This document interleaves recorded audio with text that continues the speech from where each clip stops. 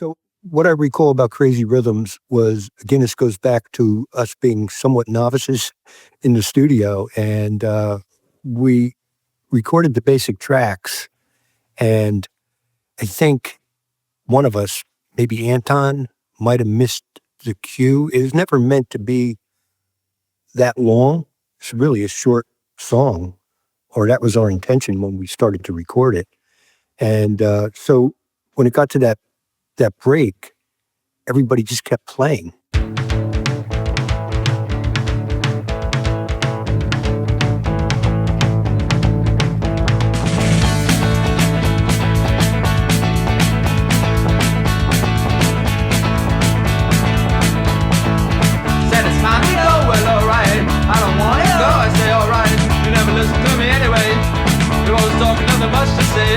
You remind me of a TV show. That's alright, I'll watch it anyway. I don't talk much cause it gets in the way. Don't let it get in the way. In the chorus, in the song Crazy Rhythms, we're not saying Crazy Rhythms, we're saying Crazy Feelies. And I think that might have even been the original idea behind the song. And in North Jersey, a lot of times we'd spend time in different shops, and we'd go to Patterson, which is a city nearby, and has Salvation Army and old music shops and things like that. And Glenn and I would go. We found sheet music from 1928. I think it was an old show tune, and it was called Crazy Rhythm, so singular. And we loved the way the design on the sheet music looked. So we ended up using the font style, and we just kind of replicated what an S would look like, to add to it. We do our job, we get things done. We work real hard, get things done. There's time to spare, but not now. Can't relax when there's things to do. Big plans stay while little ones stay. It's nice to know when it's part of your life. I don't want much and I need even less. It's time to sacrifice.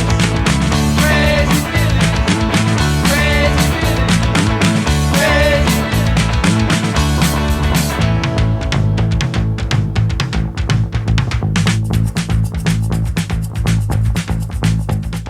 Well, I remember being in the booth with a mic and kind of working out that I would count out the measures in the middle break. So what happened was, I guess we started playing too loud and Anton couldn't hear my mic. So we just kept playing it and playing it and playing it. I don't know how we wound up going back into the verse, but we all managed to somehow get there. And then we had a track we really liked, except it was way too long. So rather than, if we had, part of the story is that our engineer, I think he didn't really have much affinity for punk, even rock and roll. I think he might have been more of a jazz kind of a guy. He wasn't really very helpful, and that kind of contributed to our falling behind in the schedule. But, it's typical. You just take a razor blade and you edit some tape. But he didn't offer that, and nobody, I don't think, suggested that. So it was sort of like, well, if we like this take, we're going to have to fill up that middle section.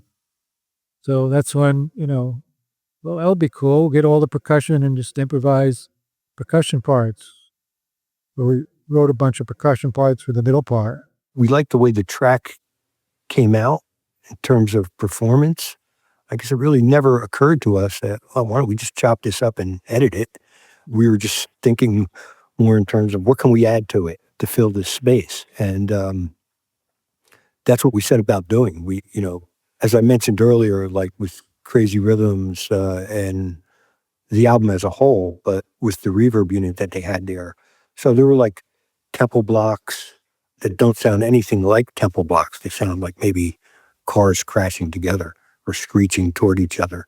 And Glenn and I just went and found these little spaces in the studio or outside the studio where we record all these different parts, and almost like kind of tag team, or both of us would be doing it. There's one part where we put these old man shoes on our hands and kind of danced around on the floor of one of the hallways that's in the break. So there's a lot of things going on in the break that were really actually never our original intent.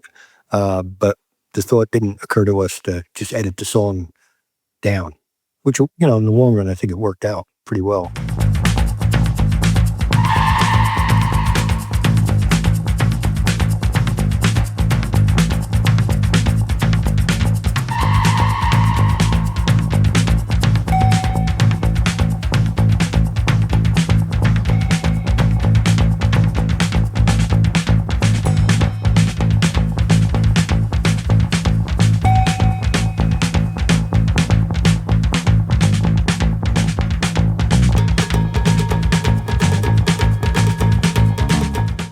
It was really, initially, it was a pretty short song. I mean, I wouldn't be surprised if it was just only a little bit more than 2 minutes long initially. And it was only because it didn't occur to us to edit that the song became much longer. And, a lot of those parts then were worked out when we were at Vanguard. I do remember closing the set with it, if I remember right.